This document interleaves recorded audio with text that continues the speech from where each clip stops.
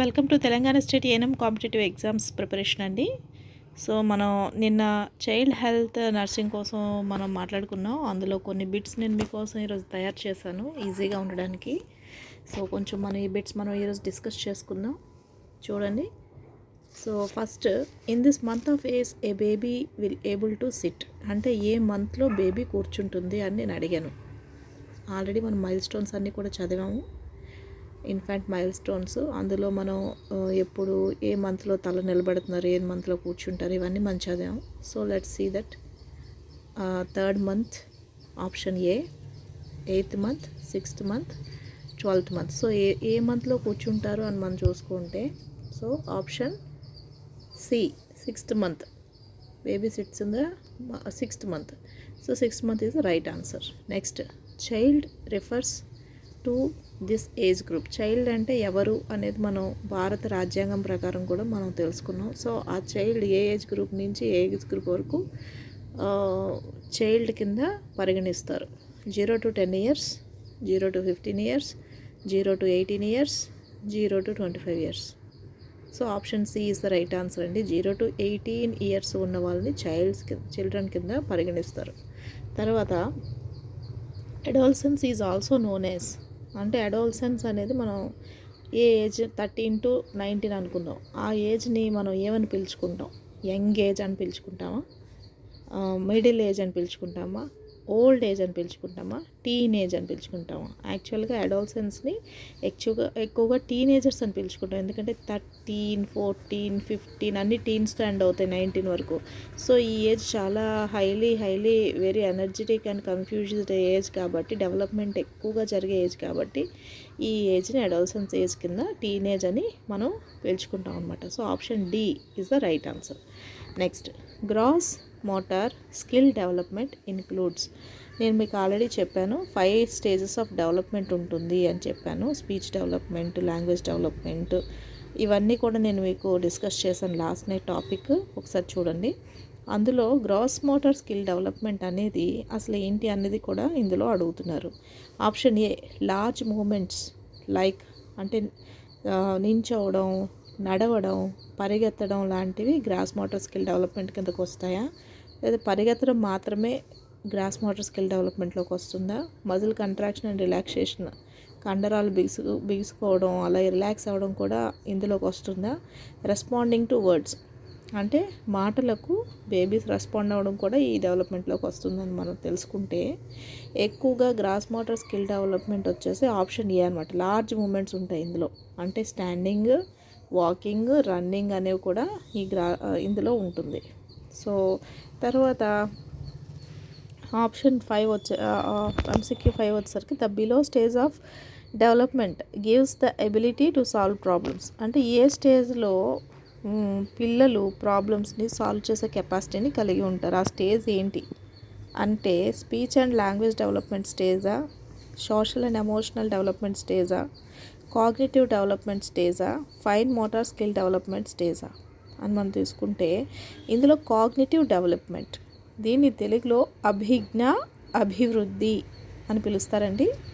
ఈ అభిజ్ఞ అభివృద్ధి స్టేజ్లో మాత్రమే పిల్లలు ప్రాబ్లమ్స్ని సాల్వ్ చేసుకునే జ్ఞానాన్ని కలిగి ఉంటారన్నమాట.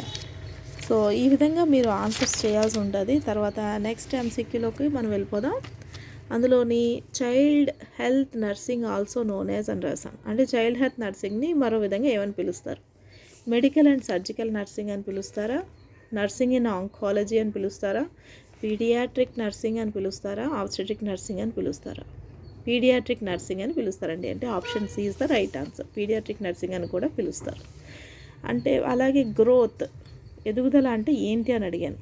Refers to increase in body size, అంటే మన యొక్క శరీర ఆకృతి యొక్క ఆకారం పెరగడమా, విజిబుల్ టు నేకెడ్ ఐ, అంటే ఈ గ్రోత్ అనేది కంటికి కనిపిస్తూ ఉంటుందా, క్వాంటిటేటివ్ ఇన్ నేచర్, అంటే మెజర్ చేయొచ్చా, మెజర్మెంట్ అనేది సాధ్యపడుతుంది. అవునండి, ఇవన్నీ కరెక్టే.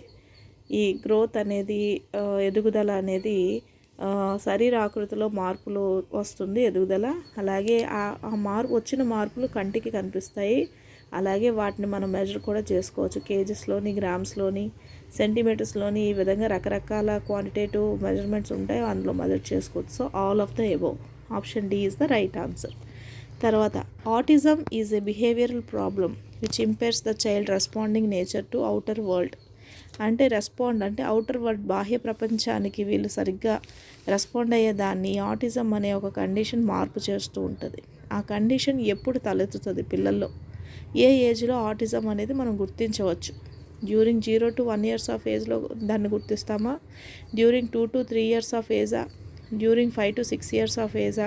డ్యూరింగ్ 13 to 19 years ఆఫ్ ఏజా? ఏ ఏజ్లో ఆటిజం అనేది గుర్తింపబడుతుంది అంటే ఆప్షన్ బి. అంటే 2 నుంచి 3 సంవత్సరాలు లేదా 4 సంవత్సరాల వయసుకు వచ్చేసరికి పిల్లలు మాట్లాడడం ఇంకా చెయ్యరు. తర్వాత వాళ్ళు ఇంకా నేర్చుకునే పదాలు కూడా సరిగ్గా ఉండకపోవడం, వాళ్ళు సరిగ్గా రెస్పాండ్ అవ్వకపోవడం, ఇవన్నీ కూడా ఏజ్లో తెలుస్తాయి. కాబట్టి ఆటిజం లక్షణాలు ఈ ఏజ్లో బయటపడతాయి, 2 to 3 years ఆఫ్ ఏజ్లో బయటపడతాయి.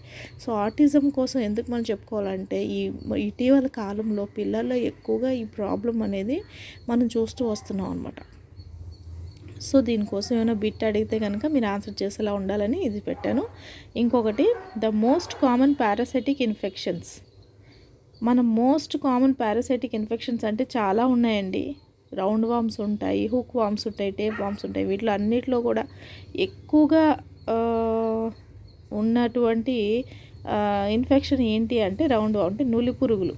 నులిపురుగులు అనేవి చాలా ఎక్కువగా ప్రపంచవ్యాప్తంగా, దేశవ్యాప్తంగా చాలామంది ఈ ప్రాబ్లంతో, ఈ నులిపురుగుల సమస్యతో చాలామంది ఫేస్ అవుతున్నారు అనమాట. సో దీనికోసం మనం డీవార్మింగ్, అంటే ఈ నులిపురుగులు లేకుండా మనం మాత్రలు అనేవి ఇవ్వడం జరుగుతుంది. డీవార్మింగ్ డే కూడా మనం కండక్షన్ చేసుకోవడం జరుగుతుంది ప్రతి సంవత్సరం.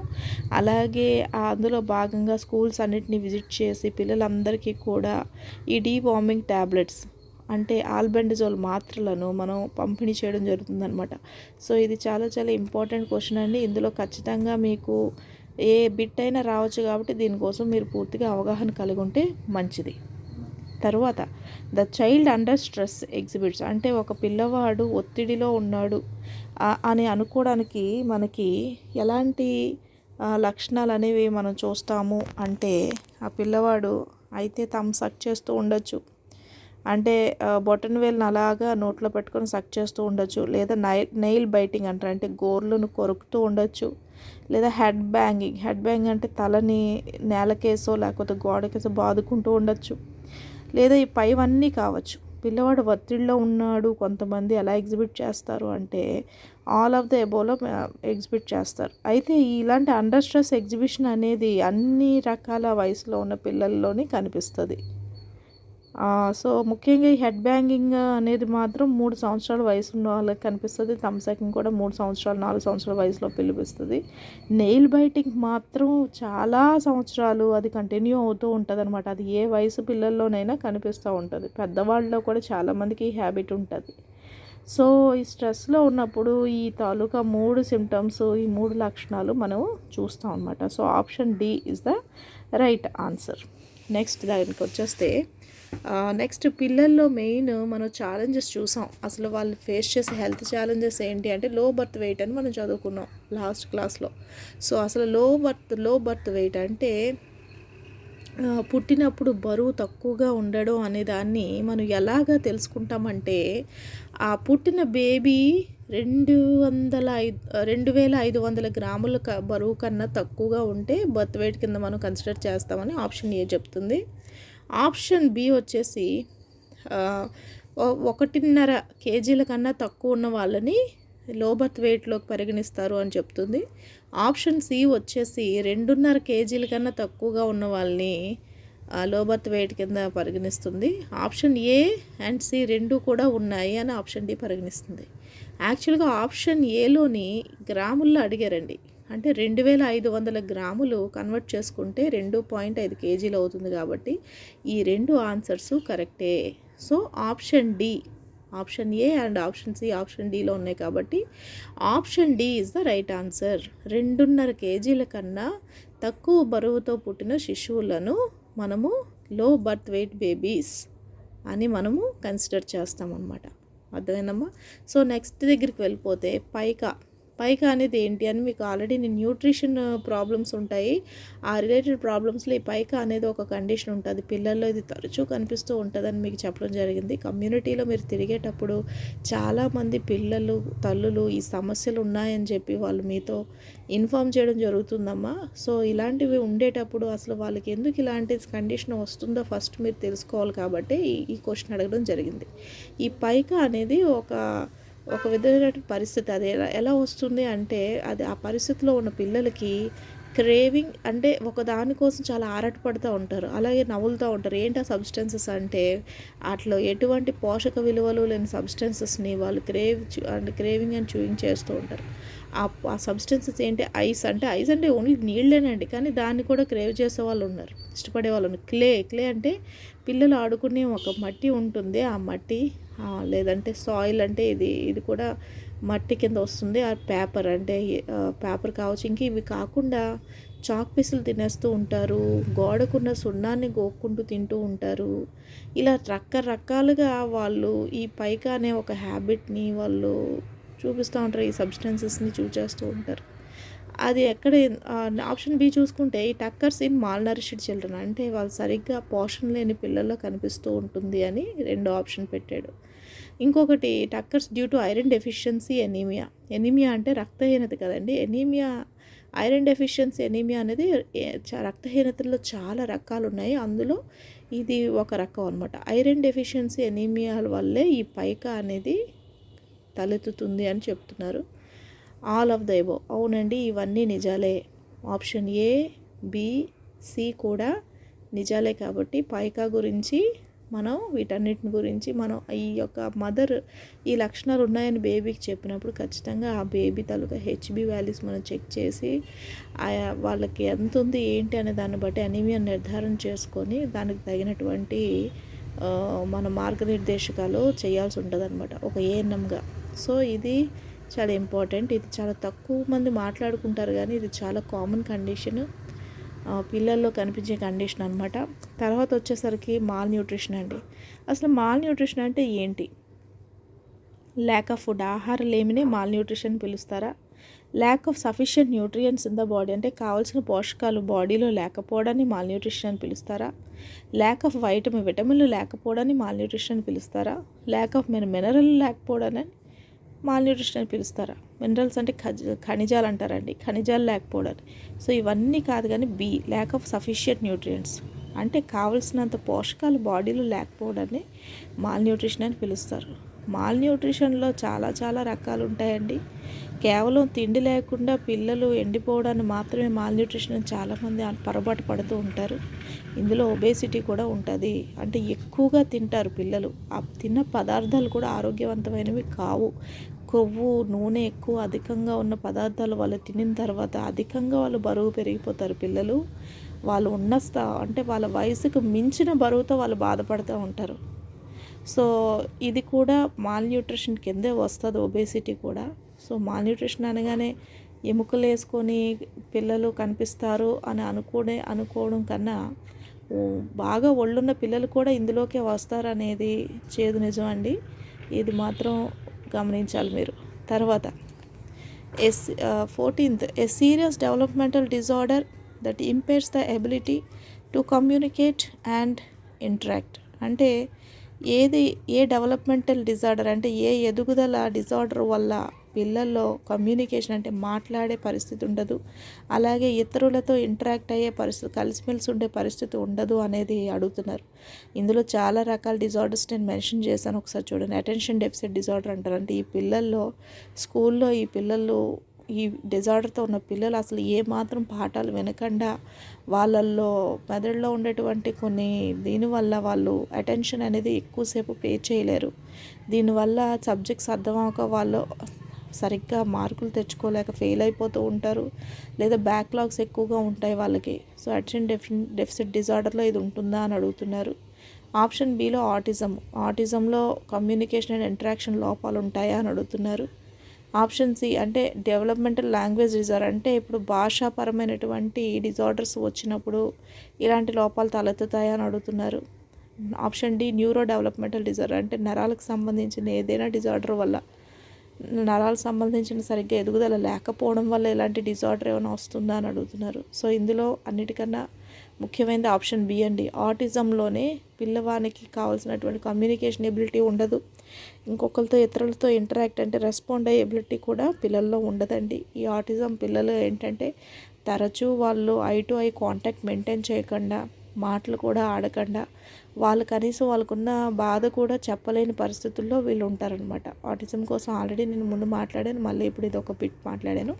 తర్వాత ఆప్షన్ బీకి వచ్చేసి బేబీ బిగిన్స్ టు క్రాల్ అంటే ఎప్పుడు ఒక శిశువు పాకడం స్టార్ట్ చేస్తుంది, ఒక బిడ్డ ఎప్పుడు పాకడం స్టార్ట్ చేస్తుంది అనేది అడుగుతున్నారు. ఏ వయసులో పాకుతున్నారు పిల్లలు అనేది అడిగాను. 6వ నెలలోనా, 8వ నెలలోనా, 10వ నెలలోనా, 12వ నెలలోనా ఎప్పుడు పాకుతారు అంటే మీకు తెలిసిన ఆన్సర్ ఏంటంటే ఆప్షన్ బి, 8వ నెలలో పిల్లలు పాకడం అనేది స్టార్ట్ చేస్తారండి.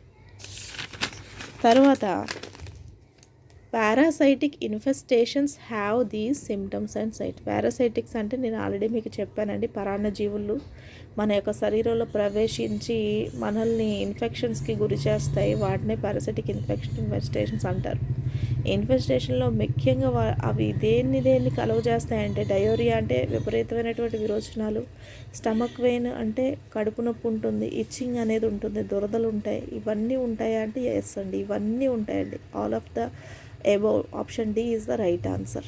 తర్వాత these are the ways to deal with worm infections అంటే ఏమి చేస్తే మనం ఇటువంటి పరాన్న జీవుల ఇన్ఫెక్షన్స్ నుంచి మనము కోలుకోవచ్చు, లేదా వీటి బారిన పడకుండా మనల్ని మనం కాపాడుకోవచ్చు అనేది ప్రశ్న అనమాట.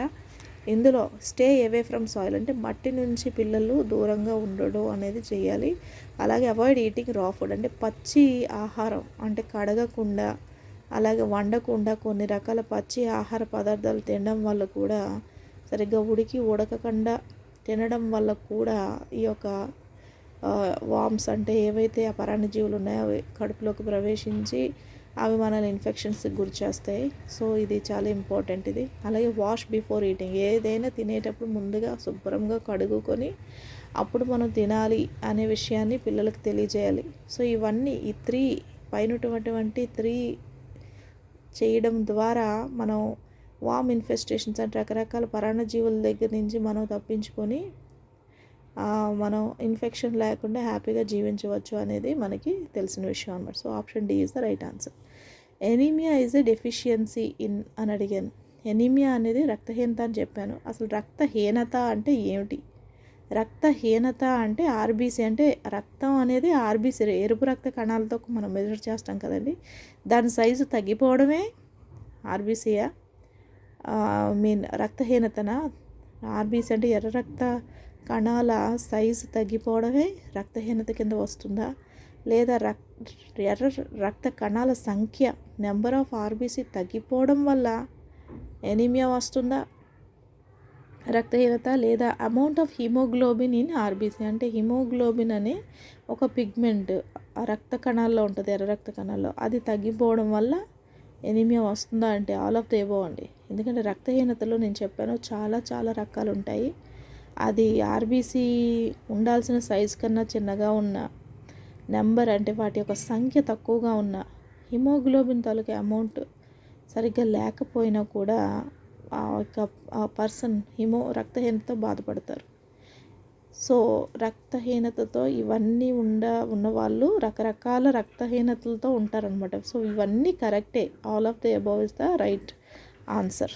తర్వాత ఆప్షన్ MCQ 19 చూసుకుందాం. ఇది కొంచెం చూడండి. ఇందులో నేను 4 సెంటెన్సెస్ అనేవి మీకు ఇచ్చాను అనమాట. ఏ అనే సెంటెన్స్లో anaemia was more prevalent in rural than urban areas అని ఇచ్చాను. అంటే రక్తహీనత అనేది పల్లె ప్రాంతాల్లోనే ఎక్కువగా ఉంటుంది, పట్టణ ప్రాంతాల కన్నా పల్లె ప్రాంతాల్లోనే ఎక్కువగా ఉంటుంది అనేది సెంటెన్స్ ఏ అనమాట. సెంటెన్స్ బి వచ్చేసి rural children eats more nutritious food అంటే పల్లెటూరులో పెరిగే పిల్లలు చాలా మంచి ఆహారం తీసుకుంటూ ఉంటారు, అది కూడా అందులోనే పోషక విలువలున్న ఆహారం తింటూ ఉంటారు అని ఆప్షన్ బిలో పెట్టాను. ఆప్షన్ సి వచ్చేసి children's anaemia is closely linked with mother's anaemia status. అంటే తల్లికి ఒకవేళ రక్తహీనత ఉన్నట్లయితే అది బిడ్డలకు కూడా సంక్రమిస్తుంది అనేది అది కొంచెం దగ్గరలో. అంటే వీళ్ళు అంటే తక్కువ రక్తహీనతతో బాధపడే తల్లుల పిల్లలు కూడా రక్తహీనతకు గురి కావచ్చు అనే విషయాన్ని ఇప్పుడు మనం మాట్లాడుకుంటున్నాం అనమాట. నెక్స్ట్ ఇంకొక ఆప్షన్ ఏంటంటే a high anaemia prevalence is a major concern in India. అంటే మన భారతదేశం మొత్తానికి ఎక్కువ ప్రాబ్లం, హయ్యెస్ట్ మేజర్ ప్రాబ్లం ఏంటంటే రక్తహీనత అండి. అది 4వ సెంటెన్స్లో చెప్పాను. సో ఈ 4 సెంటెన్సెస్లో ఏవేవి కరెక్ట్ అనేవి ఇక్కడ ఇచ్చాను. ఆప్షన్ ఏలో ఆప్షన్ ఏ అండ్ బి అది కరెక్ట్ అని ఇచ్చాను. యాక్చువల్గా నేను రూరల్ ప్రాంతం అంటే పల్లెటూరులో రక్తహీనత బాగా తక్కువగా ఉందన్నప్పుడు మరి పల్లెటూరులో పెరిగే పిల్లలు న్యూట్రిషన్ ఫుడ్ ఎలా తినగలరు? ఖచ్చితంగా ఆప్షన్ ఏ కరెక్ట్ కాదు. ఆప్షన్ బి వచ్చేసి ఏబీసీ కరెక్ట్ అని పెట్టాను. ఏబీసీలో మళ్ళీ అందులోనే ఈ రెండు ఇది కరెక్టే కానీ ఇది కరెక్ట్ కాదు కాబట్టి so option A and C correct అయినప్పటికీ ఇది కరెక్ట్ కాదు కాబట్టి ఆప్షన్ బి కూడా ఆన్సర్ కాదు. ఆప్షన్ సి వచ్చేసి ఇందులో ఏ, సి మరియు డి అనే ఉన్నాయండి. So A, C, D, are correct అని చెప్పాను. అంటే దీని ఉద్దేశం ఏంటంటే ఆప్షన్ బి అనేది కరెక్ట్ కాదు అని కరెక్ట్. అలాగే ఇవేమీ కావు, ఇవన్నీ తప్పులు అని చెప్పాను. లేదు అన్నీ కరెక్ట్లే అని చెప్పాను. సో ఇందులో ఏంటై ఉంటుందంటే sentence A, sentence C and sentence D are the right answers. కాబట్టి ఈ 3 ఉన్నది option C. So option C is the right answer అనమాట. సో ప్రశ్నలు కొన్నిసార్లు అన్ని ప్రశ్నలు తేలిగ్గా అడగకపోవచ్చు, కొన్ని చాలా సంక్లిష్టంగా కష్టంగా కూడా అడగచ్చు. ఎలా అడిగినా కూడా మనం దాన్ని అర్థం చేసుకొని జాగ్రత్తగా 2-3 సార్లు చదివి ఆన్సర్ చేసినట్లయితే మనకి మార్క్స్ పోకుండా మనం గెయిన్ అవుతాం. తర్వాత the dosage of 1 to 2 years kids with roundworm. అంటే మీకు ఆల్రెడీ చెప్పాను నులి పురుగు అని చెప్పాం కదా. ఆ రౌండ్ వామ్ అనేది అసలు ఏ విధంగా దీన్ని మనం ఏది వేస్తాం, ఏ మందుతో మనం ఆ 1 to 2 years అంటే పిల్లల్లో వీళ్ళు ఇన్ఫాంట్ స్టేజ్ అంటారు. 1 to 2 years అంటే ఇన్ఫాంట్స్కి ఎంత మోతాదులో మనం మందు పడతాం అన్నది ఉంది. సో 200 మిల్లీగ్రాముల ఆల్బెండజోల్ పడతామా, 400 మిల్లీగ్రాముల ఆల్బెండజోల్ మాత్రలు ఇస్తామా, లేకపోతే మందు పడతామా, 800 మిల్లీగ్రాముల ఆల్బెండజోల్ పడతామా, 100 మిల్లీగ్రాముల ఆల్బెండజోల్ పడతామా అంటే దానికి ఆల్బెండజోల్ అనేది మనకి ఫుల్ మోతాదు 400 మిల్లీగ్రాముల్లో దొరుకుతుందండి. అందులో సగం మాత్ర లేదా అందులో సగం సిరప్ అనమాట. అంటే 200 మిల్లీగ్రాములు వచ్చేలాగా ఆల్బెండజోల్ మందుని మనము ఈ ఇన్ఫాంట్ ఏజ్ పిల్లలకి ఇవ్వడం జరుగుతుంది. సో ఆప్షన్ ఏ 200 మిల్లీగ్రాముల ఆల్బెండజోల్ వీళ్ళకి ఇవ్వడం అనేది జరుగుతుందన్నమాట. సో పిల్లవాని ఏజ్ని మనము ఎప్పుడు కూడా దృష్టిలో పెట్టుకొని వాళ్ళకి మనం డోసెస్ అనేవి నిర్ణయించడం జరుగుతుందన్నమాట. అలాగే ఒకవేళ మాత్రలు ఇచ్చేలాగైతే ఆ మాత్రలు బాగా క్రష్ చేసి వాటర్లో కలిపి ఇచ్చేలాగా మనము చూసుకోవాలి. పిల్లవాడికి చోకింగ్ లాంటివి అవి లేకుండా కంట్రోల్ అవుతాయి. సో నెక్స్ట్ ఏంటంటే control of round warm infestations is based on, నేను ఆల్రెడీ చెప్పాను నులి పురుగులు మనం ఎలా నివారించవచ్చు అనేది. ట్రీట్మెంట్ విత్ మెడికేషన్ అంటే ఆల్బెండజోల్ ద్వారా మనం ట్రీట్మెంట్ చేయడం వల్ల. ఇంప్రూవ్డ్ శానిటేషన్ అంటే శుభ్రంగా హైజీన్ అనేది మెయింటైన్ చేయాలి. అంటే శానిటేషన్ అంటే శుభ్రత, చేతులు శుభ్రత కావచ్చు, బయటికి వెళ్ళి వచ్చిన తర్వాత, భోజనం చేసే ముందు, వాష్రూమ్ నుంచి వచ్చిన తర్వాత, ఇలా బయట నుంచి ఆటి వచ్చిన తర్వాత పిల్లలకి చేతులు తరచూ కడగడం ద్వారా శానిటేషన్, శుభ్రమైన బట్టలు వేసుకోవడం వల్ల. అలాగే వాళ్ళు బయట ఫుడ్స్ అవి తినకుండా, అలాగే బయట కింద పడినవి ఇవి తీసుకొని నోట్లో పెట్టుకోకుండా, ఇలా చాలా రకాల కొన్ని పద్ధతులు పాటించడం ద్వారా ఈ నులి పురుగుల తాలూకు ఇన్ఫెక్షన్స్ని మనం నివారించవచ్చు. అలాగే హెల్త్ ఎడ్యుకేషన్ అనేది మనకు తెలుసు, ఆరోగ్యపరమైనటువంటి ఆ తాలూకా నాలెడ్జ్ని అందరినీ కూడా అవేర్నెస్ అనేది మనం క్రియేట్ చేస్తూ ఉండాలి. మదర్స్కి మనం ఫ్రీక్వెంట్గా వాళ్ళ పిల్లలకి ఏ విధంగా వాళ్ళు హ్యాండ్ వాషింగ్ చేసుకోవాలి, అలాగే వాళ్ళు ఏ పద్ధతులు పాటించి ఈ నులి పురుగుల నుంచి వాళ్ళు రక్షణ పొందాలి అనే విషయాలన్నీ కూడా మనం మాట్లాడుకోవచ్చు. All of the above is the right answer అనమాట. తర్వాత ఏ 12 years child haemoglobin level is 7 mg/dl. మీరు ఫీల్డ్లోకి వెళ్ళి ఒక అబ్బాయికి, ఒక బాబుకి, ఒక 12 సంవత్సరాల అబ్బాయికి కావచ్చు, అమ్మాయికి కావచ్చు, మీరు హిమోగ్లోబిన్ చెక్ చేసినప్పుడు వాళ్ళకి 7 మిల్లీగ్రాములు ఉందండి డిఎల్. అంటే డిఎల్ అంటే డెసిలీటర్ అనమాట. డెసిలీటర్కి mg/dl 7 ఉంది. 7 ఉన్నప్పుడు అసలు ఈ చైల్డ్కి ఎటువంటి రక్తహీనత ఉన్నట్టుగా మనము పరిగణిస్తామంటే మైల్డ్ అంటే మైల్డ్ అంటే చాలా తక్కువగా అనీమియా ఉన్నట్టు పరిగణిస్తాము. మోడరేట్ అంటే ఒక మోస్తరు అనీమియా, మోడరేట్ అంటే ఒక మాధ్యమికంగా ఉన్న అనీమియా ఉన్నట్టుగా మనం పరిగణిస్తాం. హెల్దీ విత్ నో అనీమియా అంటే అసలు అనీమియా లేదు, బాగానే ఉంది బ్లడ్ అని అనుకుంటున్నామా, లేదంటే సివియర్ అనీమియా కింద పరిగణిస్తామా అంటే ఎప్పుడైతే మరి చైల్డ్కి యాక్చువల్గా 11 మిల్లీగ్రామ్స్ వరకు బ్లడ్ ఉండాలి. ఈ ఏజ్ చైల్డ్కి అయితే 11 మిల్లీగ్రామ్స్ వరకు బ్లడ్ ఉన్న చైల్డ్కి 7 ఉంది అంటే అది అబ్బాయి చాలా సివియర్ అనీమియాతో ఉన్నట్టు లెక్క. అంటే చాలా తీవ్రమైన రక్తహీనతతో ఆ పిల్లవాడు బాధపడుతున్నట్టు లెక్క, లేకపోతే ఆ అమ్మాయి బాధపడుతున్నట్టు లెక్క. కాబట్టి వాళ్ళ మదర్కి మనము ఏ విధంగా మనం రక్త పరీక్షలు చేసి ఐరన్ మాత్రలు ఇవ్వడం, అలాగే ఐరన్ రిచ్ ఫుడ్స్ ఏవైతే ఉన్నాయో అవన్నీ వాటి గురించి ఎక్స్ప్లెయిన్ చేసి ఆ పిల్లవానికి మనము ఎనీమియా లేకుండా చూడగలగాలి. అలాగే ఫుడ్ ద్వారా కూడా ఏ ఫుడ్ ఇస్తే ఆ పిల్లవానికి అవి లేకుండా ఉంటే అవి కూడా మనము ప్రతిపాదించాలి. అలాగే what is the common type of anaemia in India? ఎక్కువగా మన భారతదేశంలో కనిపించే రక్తహీనత రకం ఏమిటి? నేను ఆల్రెడీ మీకు చెప్పాను, రక్తహీనత అనేది చాలా చాలా రకాలు ఉంటాయి అని ముందుగానే చెప్పాను. ఇందులో నేను నాకు తెలిసినంత వరకు ఒక 5 వరకు వేసాను చూడండి. ఐరన్ డెఫిషియన్సీ అనీమియా అనేది ఉంటుంది, వైటమిన్ డెఫిషియన్సీ అనీమియా ఉంటుంది, హీమోలైటిక్ అనీమియా ఉంటుంది, సికిల్ సెల్ అనీమియా ఉంటుంది, ఎనీమియా ఆఫ్ క్రానిక్ డిసీజెస్ అంటే చాలా లాంగ్ టైమ్ డిసీజెస్ వల్ల క్యాన్సర్స్ అవ్వచ్చు, వీటన్నిటి వల్ల కూడా రక్తహీనత వస్తుంది. వీటన్నిటిలో మనకి ఏది ఎక్కువగా most important form of anaemia, type of anaemia seen in India అంటే భారతదేశంలో ఎక్కువగా మనం చూసే ఎనీమియా ఇది ఐరన్ డెఫిషియన్సీ ఎనీమియాని మనం ఎక్కువగా చూస్తాం. ఇది పిల్లల్లోని, ఆడవాళ్ళల్లోని చాలా ఎక్కువగా ఉంటుందండి iron deficiency anaemia. So option A is the right answer. WHO అంటే ప్రపంచ ఆరోగ్య సంస్థ గణాంకాల ప్రకారం 58% మంది రక్తహీనతతో బాధపడితే అందులో చాలా వరకు ఐరన్ డెఫిషియన్సీ ఎనీమియాతో ఉన్నటువంటి బాధితులే ఉన్నారు. సో గణాంకాలు అలా చెప్తున్నాయి కాబట్టి మనం ఐరన్ డెఫిషియన్సీ అనీమియాని most common type of anaemia కింద మనం పరిగణించాం. తర్వాత which of the below element is needed to form haemoglobin in RBC అంటే ఏ ఖనిజం, ఏ లవణం ఏదైనా అనుకోవచ్చు, ఏ ఖనిజం వల్ల మనకి ఏమంటారంటే ఆర్బీసీ అంటే ఎర్ర రక్త కణాల్లో ఉన్నటువంటి హీమోగ్లోబిన్ ఫామ్ అవ్వడానికి అది హెల్ప్ చేస్తుంది. ఎర్ర రక్త కణాల్లో ఉన్న హీమోగ్లోబిన్ ఫామ్ అవ్వడానికి మనకి అవసరం అయ్యేది ఏది అంటే కాల్షియమా, ఐరనా, ఫాస్ఫరసా, కాపరా? ఐరన్ డెఫిషియన్సీ ఎనీమియా కోసం మనం ఇప్పుడే చదివాం కాబట్టి ఖచ్చితంగా ఐరనే అవసరం అవుతుందండి. హిమోగ్లోబిన్ తయారీ అవ్వడానికి ఐరన్ అనేది చాలా చాలా ఇనుము అనేది చాలా ఇంపార్టెంట్ అనమాట. సో ఆ ఇనుము అనే పదార్థం కానీ మనకి లోపించినట్లయితే మనకి ఖచ్చితంగా ఐరన్ డెఫిషియన్సీ ఎనీమియా కోవలోకి మనం వెళ్ళిపోతాం.